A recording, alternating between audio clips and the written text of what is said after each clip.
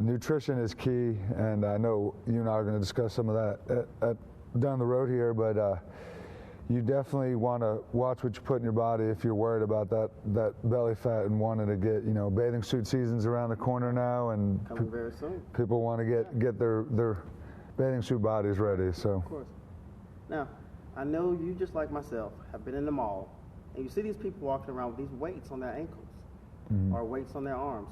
Is that benefiting them? Is there a purpose for wearing these weights? It's just some people. It's just for resistance. I mean, you can get some benefit out of that. Some strengthening of the muscles, the leg muscles. Depending on what you're doing with it, if you were walking with weights on your arms or your legs, you can get your heart rate up, which will also help, burning some of that fat we just talked about, and strengthen and tone those muscles. Okay. So yeah, it's definitely now the ankle weights. Some people sometimes would see running them. I don't recommend that. I don't think that's very good for you. But to walk in them, I think that's okay. Now you touched on a little bit on nutrition.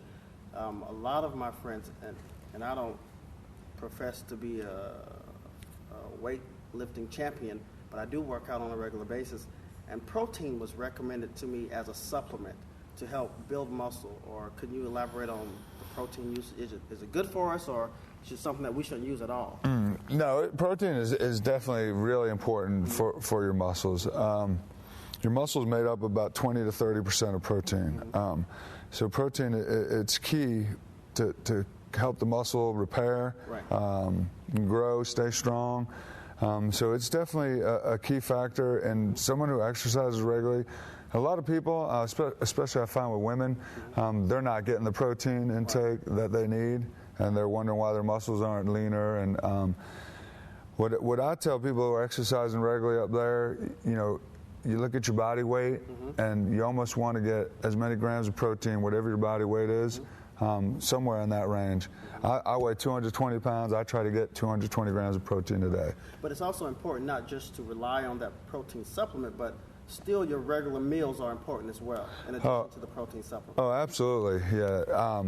What I recommend is your diet should be 30 to 40% protein, 40 to 60% carbs, and 10 to 20% fat. Okay. So that's what I recommend to people. Some people have different goals, but that's a pretty good range of where you need to be. Okay. Let's talk about eating. How important is eating breakfast in the morning as far as your nutritional status is concerned, and in conjunction with your workout, your normal daily workout? Eating when you wake up is very, very important. A lot of people neglect to eat in the morning. They feel like they don't need to. I know, like myself, sometimes I'm in a rush in the morning, and I want to have a bowl of oatmeal, but I'm trying to get out the door. Right. So sometimes you just don't have time. Right. But you got to find time, because what that first meal of the day does, it spikes your metabolism. Right. It starts your body off, and it actually gets you where your body's going to start burning some fat, okay, and get it going. When you don't eat and you wait till 10, 11, 12, as the morning goes on, your body starts starving for nutrients. And what happens is it ends up burning muscle, because it's looking for something to get attached to. Starts burning muscle, and you store fat. So a lot of people don't understand that. They think if they don't eat, why am I not losing weight? Right. It's because your metabolism's not working. So it is really important. And what we tell our clients is we recommend 3 meals, 3 snacks. We want them to eat every 3 hours. Right. But it's the size of what they're eating that's key, and what they're eating. Let's stop right there. You said the size. Does it matter if you're eating? I was told to eat 6 small meals a day. Does it matter what size? Should they be full meals? Well, I still look at, for me, I still have my breakfast, lunch, and dinner, which I will call my full meals. And then I have my snacks, where I'll have a Greek yogurt, almonds, I'll have protein bar, some fruit. That's my snack. And then for my meals, I have a little more calories. But my rule of thumb is size. That's a big problem we have in the United States, is portion control. That's where I get a lot of clients that come in and, hey, I'm eating nuts, only nuts. Right. but they're eating a whole jar of nuts. Right. So they don't understand. They thought they're eating something healthy, but they're still eating too much of it. So too many calories, too much fat. But then if they're just eating nuts, they're losing out on other things too. You still need your carbohydrates, you need your protein. Exactly. And my rule of thumb, and I tell my clients, is the size of your palm. It should be about a serving size. So when I go get my almond snack during the day, I go in and get about a palm full of almonds and eat my snack, and I'm ready to go. So. Wow. Some very helpful information. Stay with us. We'll be right back. We're going to go out to Kinetics Health Club. You don't want to miss this segment. Okay, now we're going to talk a little bit about stretching and how important stretching is when it comes to your fitness routine. Stretching is very important to help prevent injury, also to help the muscles, also grow and get stronger. There's a couple different kinds of stretching. We're going to go over two today. One is called active or static stretching, and the other one is called dynamic stretching. Active stretching is when you hold the stretch, and count to maybe 10 seconds. Then come up. Dynamic stretching is when you're moving your body part, and as you stretch and warm up, your range of motion gets more and more. This is an example right here of dynamic stretching, What I recommend to people, a lot of people think it's really important to get that long, active, static stretching before they work out. It's not as important. That active, static stretch is important when you're done with your workout. The important stretch before you start your workout routine is that dynamic stretching, So you're getting stretching going, but you're getting a lot more blood flowing into those muscles too. I'll give you an example of a static stretch, to loosen up the hamstrings here, lower back, his feet together, I'm going to go down, try to touch my toes, you have a little bend in your knees, You don't have to lock it, but you don't want to bend them out here, Of course, everyone's flexibility is different, range of motion. You want to go as far as you can where it's comfortable, And as you hold it, you want to try to get a little bit farther, So we'll go down, touch your toes, And as you hold it, we're going to hold it for 10, And as you're getting stretched, you feel yourself loosening up, and you should be able to get a little bit farther as you're stretching. Try to slide those fingers down a little farther. There you go. Good. That's good, Doc. And up. Good. Feel that, right? You're back in those hamstrings. Very good stretch to do, especially after a workout. And after a good leg workout, that's a great stretch to do, The upper body, like I was showing you, the arm circles, this is a good example right here. And what I like to do is we're going to start out here, And as you get a little bit warmed up, you want to get them bigger, And then you just work on that range of motion as big as you can. Really feel that stretch? It feels good, right? And you're getting that blood flowing, Getting these muscles ready for the workout. Another example of a dynamic stretch for the upper body, which is one I'd use myself all the time, especially when I'm going to work chest or shoulders, is I put my hands out. I just go over, back. I'll do this for about 20 seconds, You'll really be able to feel this, in your shoulders. And again, there's a different way to do it to kind of hit the muscle differently. I want you to stop, flip your hands, and come over out. You feel the difference there? So you're still warming up, but just kind of hitting the muscle differently, Good. So that's a good dynamic stretch to get you ready for your workout. Well, here we are in the free weight area, Free weights are a little bit different than the machines. One of the positive things about the free weights as opposed to the machines are you work your stabilizer muscles.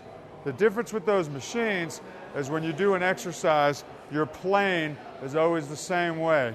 When you use a free weight, you're always moving in a different direction. You're never identical. So it works what's called your stabilizer muscles, which is a big benefit in helping you get stronger. This right here is a bench press. This is a chest exercise. Also, secondary muscle you work here is your triceps. One of the most popular chest exercises is the flat chest bench press. First, talking about using this, very important you warm up with this machine, You want to start, usually what I do is I warm up with the bar, and then I put two 45-pound plates on it, is what we have here, which is 135 pounds. You also, safety is very important with the bench press. You want to make sure you have a spotter. When I do some exercises on here, I'm going to ask Doc to come spot and show you where a spotter would be as you do this exercise. Okay? So I've already done my warm-up. I'm going to come down here and show you the proper way to do it and talk about some ways not to do it. Okay?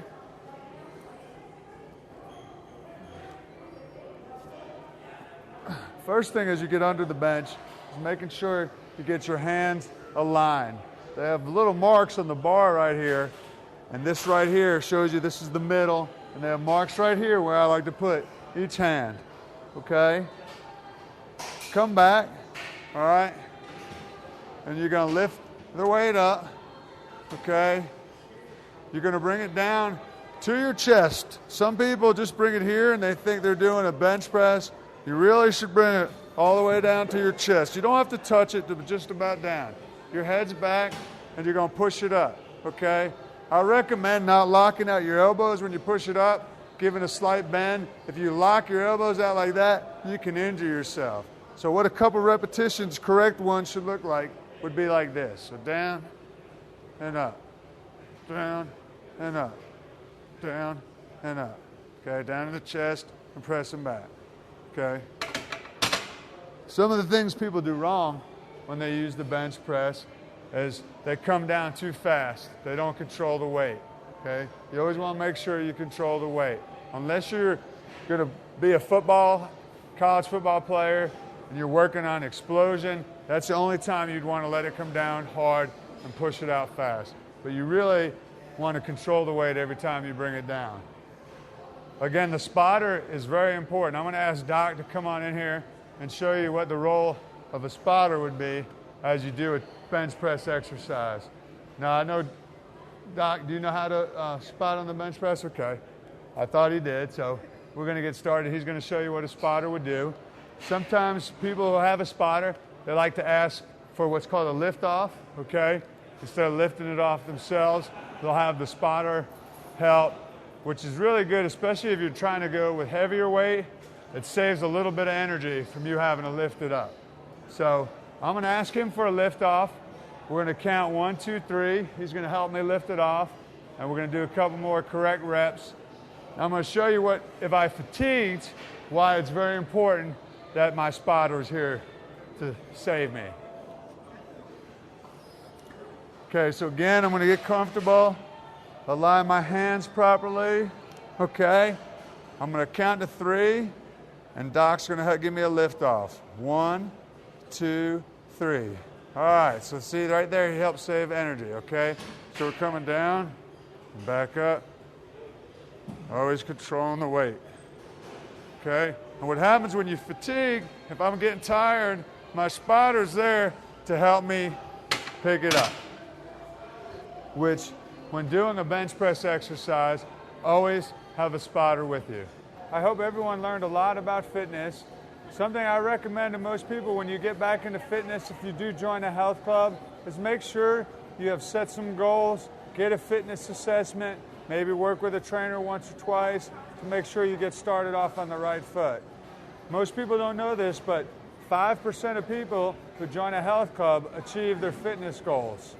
5%, that's very minimal. But the good news is 80% of people who join a fitness club have structure on how to plan, set goals, work with a trainer, do achieve the results. So as you get started, make sure you start on the right foot, have goals, enjoy yourself, and work hard. That's our show for today. Remember, getting fit is not as hard as you think.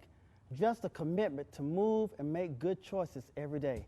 Thanks to our guest, Aaron Canner, and special thanks to you for joining us here at Perspectives, where you're not only informed, but inspired. Make sure you tune in next week. See you next time.